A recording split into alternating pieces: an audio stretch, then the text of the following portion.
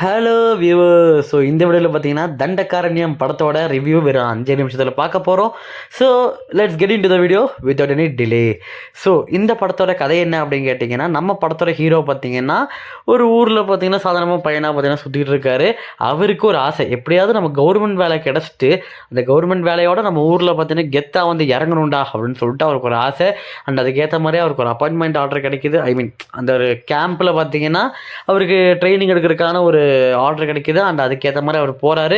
போயிட்டு எப்படியாவது இந்த ட்ரைனிங்கில் இருக்கிற கஷ்டம் எல்லாத்தையும் பார்த்தீங்கன்னா தாண்டிட்டு எப்படியா நம்ம ஊருக்கு கெத்தாக போய் இறங்கிடும்டா அப்படிங்கிற ஒரு விஷயத்தில் அவர் நிற்கிறாரு. அண்ட் அந்த கேம்பில் அவருக்கு அதுக்கப்புறம் நடந்த விஷயங்கள்லாம் என்ன, அவர் அந்த கேம்பில் சந்தித்த பிரச்சனைகள்லாம் என்ன, அதை தாண்டினாரா இல்லையா, அவர் ஊரில் போய் அவர் நினச்ச மாதிரி பார்த்தீங்கன்னா ஒரு கவர்மெண்ட் வேலையோடு போய் இறங்கினாரா இல்லையா அப்படிங்கிறது தான் இந்த மொத்த படத்தோட கதையுமே. ஸோ இந்த படத்தோட பாசிட்டிவ்ஸ் அப்படின்னு எடுத்துக்கிட்டிங்கன்னா, முதல் விஷயம் இந்த படத்தோட கேஸ்ட் எல்லாருமே அவங்களால முடிஞ்ச பெஸ்ட்டை பார்த்தீங்கன்னா முடிஞ்ச அளவுக்கு பார்த்தீங்கன்னா பண்ணியிருக்காங்க. அதுலேயும் நம்ம கலையரசன் அண்ணனாகட்டும், நம்ம அட்டகத்தி தினேஷன் அண்ணனாகட்டும், அண்ட் ஷபீர் அவர்களாகட்டும், எல்லாருமே பார்த்தீங்கன்னா அவங்களால முடிஞ்ச பெஸ்ட்டை பார்த்தீங்கன்னா நல்லாவே கொடுத்துருக்காங்க. அண்டு அட்டகத்தி தினேஷனுக்கு ரோல் ஆனதாக சின்னதாக இருந்தாலுமே அவர் முடிஞ்சதை அந்த ரோலுக்கு என்ன தேவையோ அதை பார்த்தீங்கன்னா பர்ஃபெக்டாக பண்ணியிருக்காருங்கிறதுல எந்த ஒரு மாற்ற கருத்துமே கிடையாது. அண்ட் இந்த படத்தோட செகண்ட் ஹாஃபுமே பார்த்தீங்கன்னா ஓரளவு நல்லாவே இருந்துச்சு.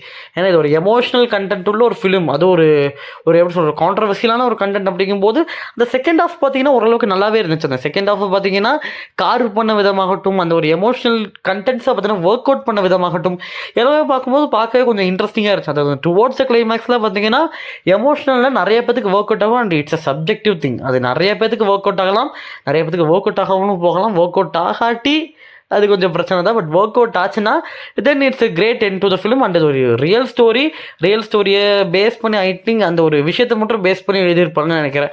ஸோ ரியல் ஸ்டோரியை பேஸ் பண்ணி எடுத்ததுனால உங்களுக்கு ஒரு ரியல் ஸ்டோரி சொல்லும் போதே தெரியும் இல்லையா எந்த மாதிரி ஒரு படம் இருக்கும் அப்படிங்கும்போது அந்த ஒரு எக்ஸ்பெக்டேஷனில் போனீங்கன்னா I think so it's would be பர்ஃபெக்ட்னு நினைக்கிறேன்.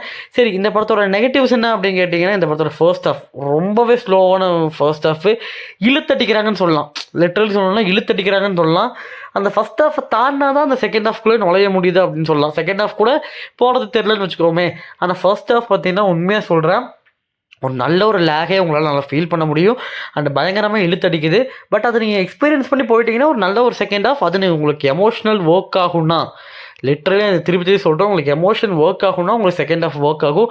இல்லை அதுவுமே எமோஷன்ஸும் எனக்கு பெருசாக ஒர்க் ஆகாதுப்பா அப்படின்னு நினச்சிங்கன்னா இந்த படம் உங்களுக்கு ஸ்ட்ரிக்ட்லி அவாய்டட். ஏன்னா இந்த படத்தை பார்த்துட்டு வந்து நீங்கள் ரிவ்யூ நிறைய பேர்த்துக்கிட்ட படம் நல்லா இல்லை அப்படின்னு சொல்லிடுவீங்க. பட் அவங்களுக்கு எமோஷனல் சீன்ஸ் பிடிச்சிச்சின்னா ஸோ அதனால் இட்ஸ் அ சப்ஜெக்டிவ் விஷயம் தான். ஒவ்வொருத்தவங்களுக்கு பிடிச்ச மாதிரி தான் அது மாறும் இல்லையா. ஸோ அதனால் பார்த்தீங்கன்னா நான் திருப்பி சொல்கிறது என்னென்னா, இது எமோஷ்னல் ஆடியன்ஸுக்கு மட்டும்தான். ஏன்னா செகண்ட் ஹாஃப் போகும்போது உங்களுக்கு எமோஷ்னல் மூலமாக தான் அந்த செகண்ட் ஹாஃபே பார்த்தா நகர்ற மாதிரி இருக்கும். ஸோ அதனால் அதை மைண்டில் வச்சுக்கோங்க அப்படிங்கிறதுல எந்த ஒரு மாற்ற கருத்துமே கிடையாது. அந்த ஃபஸ்ட் ஹாஃபில் நல்ல ஒரு லேகே இருக்குது. அந்த லேகை நீங்கள் தாண்டி போயிட்டீங்கன்னா உங்களுக்கு செகண்ட் ஹாஃபில் நல்ல எலிமெண்ட்ஸுமே உங்களுக்கு இருக்குது அப்படிங்கிறதுல எந்த ஒரு மாற்ற கருத்துமே கிடையாது. சரி, ஓவராலாக இந்த படம் எப்படி இருக்குது அப்படின்னு கேட்டிங்கன்னா, ஒரு ஒன் டைம் தேட்டரில் போய் ஒரு டீசெண்டாக பார்த்துட்டு வரலாம். இல்லை நீங்கள் எனக்கு தேட்டர் போகிறதுக்குலாம் காசு இல்லைப்பா அப்படின்னு நினச்சிங்கன்னா யூ கேன் பெட்டர் வாட்ச் இந்த ஓடிடி. அண்டு இந்த வாரம் என்ன படம் பார்க்கலாம் அப்படின்னு நினச்சிங்கன்னா, இதுக்கு முன்னாடி நான் ஒரு வீடியோ போட்டிருக்கேன். ஸோ சக்தி திருமகன் படத்தோட ரிவ்யூ, அந்த படத்தை ரிவ்யூவோட பார்த்துட்டு அப்புறம் டிசைட் பண்ணுங்கள் ரெண்டுத்துலேருந்து எந்த படத்துக்கு போகலாம் அப்படிங்கிறத. ஸோ நான் ரெண்டுத்துலேருந்து எது ப்ரிஃபர் பண்ணுவேன்னா கன்ஃபார்ம் சக்தி திருமகன் தான். அது ஏன் அப்படிங்கிறத அந்த வீடியோவில் சொல்லியிருக்கேன். ஸோ அந்த வீடியோ செக் அவுட் பண்ணி பார்த்துக்கோங்க. ஸோ இந்த படம் நீங்கள் ஓடிடியில் செக் அவுட் பண்ணலாம். இல்லை தேட்டரில் இல்லை எனக்கு எமோஷன்ஸ்லாம் ஒர்க் ஆகும்பா அப்படின்னு நினச்சிங்கன்னா நீங்கள் தேட்டரை கூட ஒர்க் அவுட் பண்ணலாம்.